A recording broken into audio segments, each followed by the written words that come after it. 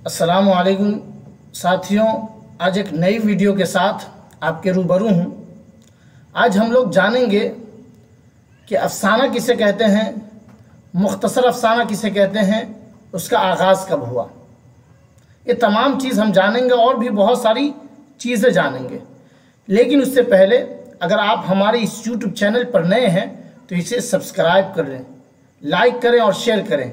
जो चीज़ आपको वीडियो में ना समझ में आए आप कमेंट बॉक्स में कमेंट करें, ज़रूर मैं उसका रिप्लाई देने की कोशिश करूँगा।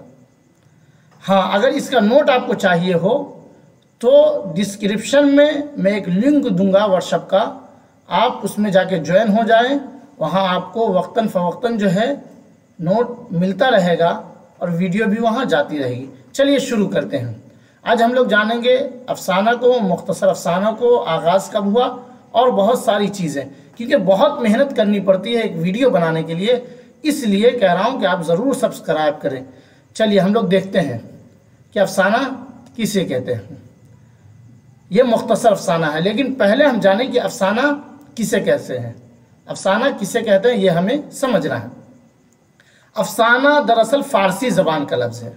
अफसाना दरअसल फ़ारसी ज़बान का लफ्ज़ है जिसके माना जो है किस्सा या कहानी के हैं, जिसके माना किस्सा या कहानी के हैं।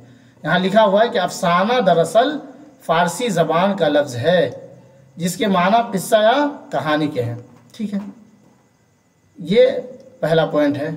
दूसरा पॉइंट ये है कि मुख्तसर अफसाना किसे कहते हैं। अब ये पूरा को ये करिए, मुख्तसर अफसाना किसे कहते हैं।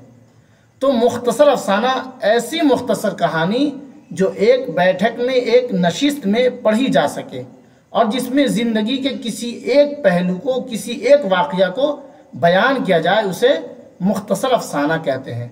ऐसी मुख्तसर कहानी जो एक नशिस्त में, एक बैठक में पढ़ी जा सके और जिसमें ज़िंदगी के किसी एक पहलू को बयान किया जाए, उसे क्या कहते हैं? मुख्तसर अफसाना कहते हैं। क्या कहते हैं? मुख्तसर अफसाना कहते हैं। ठीक है, ये जहन में रखिएगा। उसके बाद जो है तीसरा पॉइंट ये है कि उसका आगाज़ कब हुआ। तो उर्दू में उसका आगाज़ जो है 20वीं सदी के शुरू में हुआ। उर्दू में मुख्तसर अफसाना का आगाज़ 20वीं सदी के इब्तदा में हुआ। बहुत ही इम्पोर्टेंट है, बार बार क्वेश्चन में पूछा जाता है ये तमाम चीज़ें, इसलिए मैं इसको लिख करके लाया हूँ। बहुत मेहनत करके, पढ़ करके तब आपके पास आना पड़ता है, आपके दरमियान हाजिर होना पड़ता है। चलिए आगे हम देखते हैं कि उर्दू का पहला मुख्तसर अफसाना कौन सा है। तो मुत्तफ़िक़ा राय के मुताबिक तमाम लोगों का मानना है कि उर्दू का पहला मुख्तसर अफसाना नसीर और ख़दीजा है। वेरी वेरी इम्पोर्टेंट है ना, नसीर और ख़दीजा है। इसके राइटर, इसके मुसन्निफ़ कौन हैं? राशिदुल खैरी हैं। इसके राइटर मुसन्निफ़ राशिदुल खैरी है। ये कब शाये हुआ था? तो दिसंबर 1903 में ये शाये हुआ था। देखिए रिसाला मखज़न ये पटना से निकलता है, उसमें वो शाये हुआ था। ठीक है, रिसाला मखज़न में ये शाये हुआ था दिसंबर 1903 में। मुत्तफ़िक़ा राय के मुताबिक उर्दू का पहला मुख्तसर अफसाना नसीर और ख़दीजा को माना जाता है, तस्लीम किया जाता है, जो दिसंबर 1903 में शाये हुआ और उसके मुसन्निफ़ राशिदुल खैरी है। ये बहुत इम्पोर्टेंट है, ये वाली लाइन जो है ये बार बार पूछा गया है। ठीक है, आगे हम देखते हैं एक इम्पोर्टेंट लाइन है कि तरक्की पसंद तहरीक का आगाज़ कब हुआ।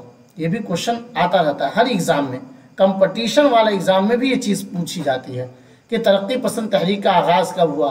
तो तरक्की पसंद तहरीक का आगाज़ जो है 1936 ईस्वी में हुआ। कब हुआ?